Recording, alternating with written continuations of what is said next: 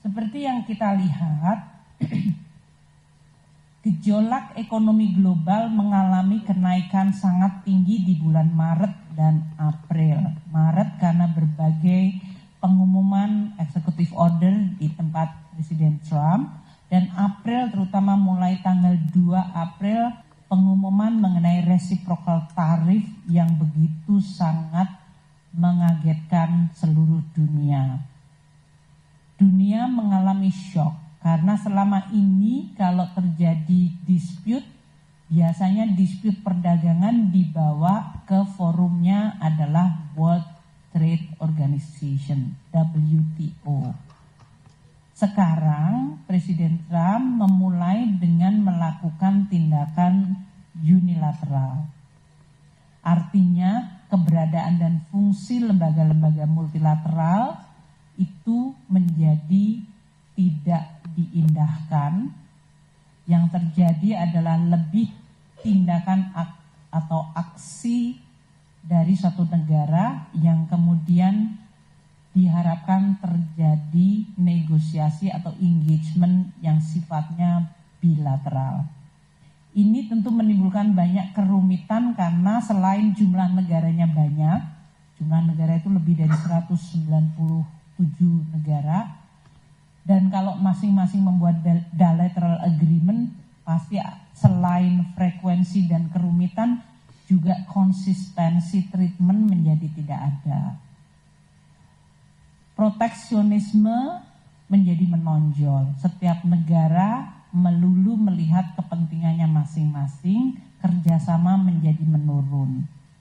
Ini menyebabkan ekspor turun, investasi menjadi melambat karena investor tidak mau mengambil posisi pada saat belum ada kejelasan arah dan tindakan.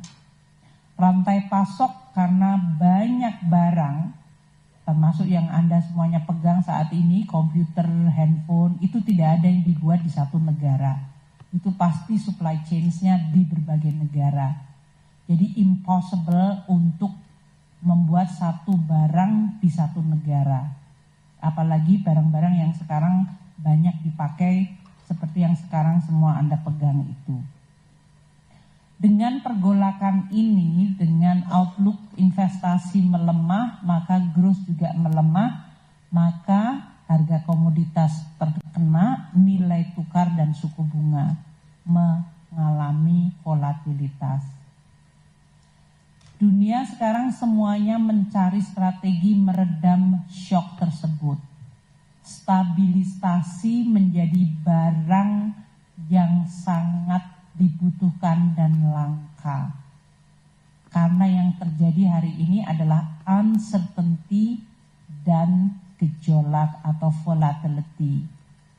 Maka semua negara mencoba mencari stabilisasi dengan cara apapun, termasuk melakukan negosiasi dagang, melakukan reform, menjaga macroeconomic stabilization, dan melindungi dunia usaha dan juga masyarakatnya. Yang dilakukan Presiden Trump dengan retaliasi tarif sebetulnya karena ingin mengembalikan pasar tenaga kerja di sektor manufaktur yang hilang akibat relokasi ke negara-negara lain dengan globalisasi. Jadi dalam hal ini kita harus terus mengamati dan mewaspadai dari berbagai gejolak dan dinamika yang terjadi.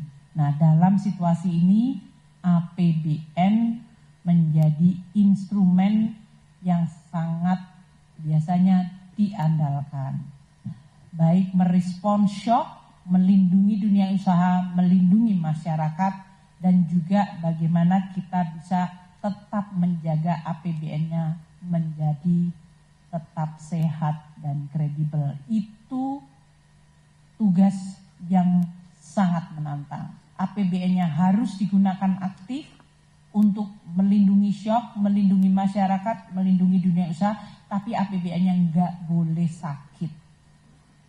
Itu adalah suatu tugas yang harus kita lakukan. Nah, kita lihat bagaimana lanskap global dengan yang dilakukan oleh Amerika Serikat dan kompetisi dengan RRT.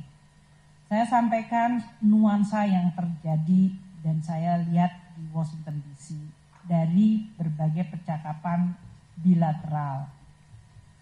Satu, alasan dari Amerika Serikat melakukan retaliasi tarif karena Amerika menganggap bahwa globalisasi, sistem global yang sebetulnya didesain dan diciptakan oleh Amerika sebagai authornya, penciptanya mereka juga, karena pemenang Perang Dunia Kedua.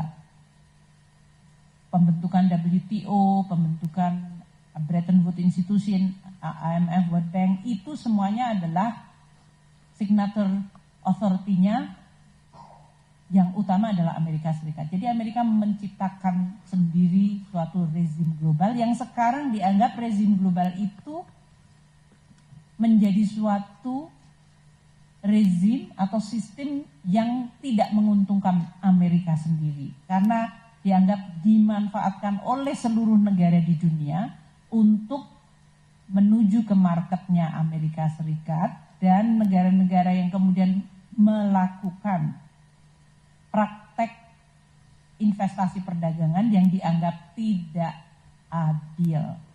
Umpamanya dengan memberikan subsidi atau state support kepada dunia usahanya. Jadi di Washington kemarin, headline dan topik paling menonjol adalah statement Amerika bahwa mereka merasa dizolimi oleh sistem global.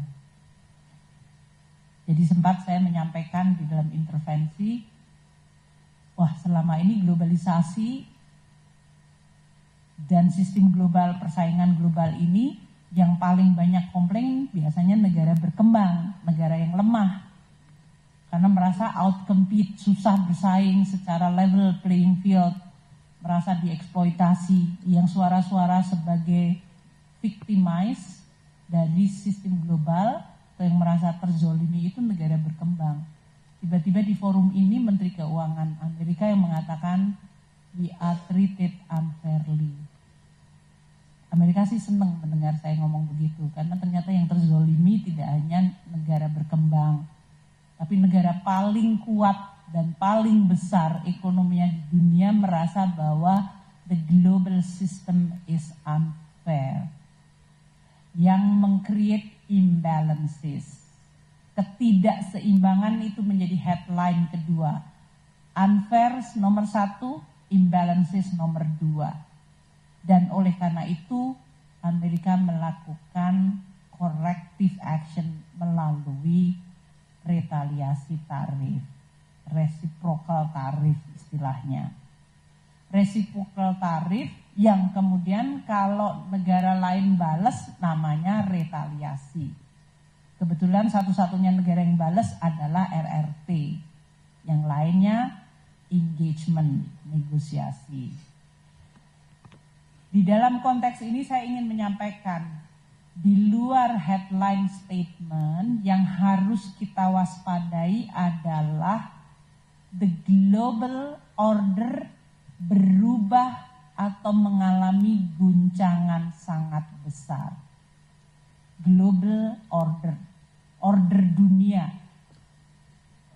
Kalau kita lihat, ini berarti kita sebagai negara besar di ASEAN dan di G20, Indonesia juga harus waspada dan repositioning. Karena dengan perubahan global order ini, Amerika mencoba mengoreksi imbalances melalui reciprocal tarif, dibalas oleh RRT sebagai negara ekonomi dengan size besar kedua di dunia. Jadi size nomor 1 dan nomor 2 saling mengalami persaingan atau peperangan global melalui perdagangan. Dampaknya akan mengalami reverberasi, tidak hanya dampak langsung, namun dampak yang lebih fundamental adalah sistem global akan mengalami perubahan dan belum tahu arahnya akan seperti apa. sampai hari ini adalah unilateralism dan bilateral. Bahkan group negotiation pun tidak atau belum disetujui untuk dilakukan. Nah, situasi yang sangat unsettling ini menyebabkan seperti tadi saya sebutkan volatilitas global, munculnya kemudian capital yang flowing ke safe haven aset termasuk pembelian emas. Suku bunga cenderung tertahan tinggi karena dengan disruption supply chains dan tarif, maka inflasi kemungkinan terjadi akan tinggi. Kombinasi dari lemahnya ekonomi dan inflasi tinggi itu namanya stagflasi. Itu terjadi di tahun 70-an dan itu tidak cukup baik dari sisi dampaknya ke negara-negara, terutama negara-negara emerging. Inilah proses yang harus kita teliti dan waspadai terus. Di spring meeting, situasi difokuskan pada pernyataan dan kemudian what next, what is next for all of us. Kalau sesudah kita mengatakan globalisasi tidak fair, imbalances menyebabkan adanya konsekuensi di dalam setiap negara, pertanyaannya adalah bagaimana mengoreksi untuk menciptakan keseimbangan baru. Kondisi hari ini, current imbalances, yang dianggap keseimbangan yang tidak optimal, tidak baik, harus dikoreksi menuju keseimbangan baru. Namun what kind of new equilibrium, dan dalam proses menuju equilibrium baru itu, apa yang akan menjadi konsekuensinya, ini yang belum terumuskan. Sehingga Indonesia sebagai negara yang sama dengan semua negara di dunia mayoritas, hampir semuanya, kecuali mungkin 1-2 yang melakukan isolasi.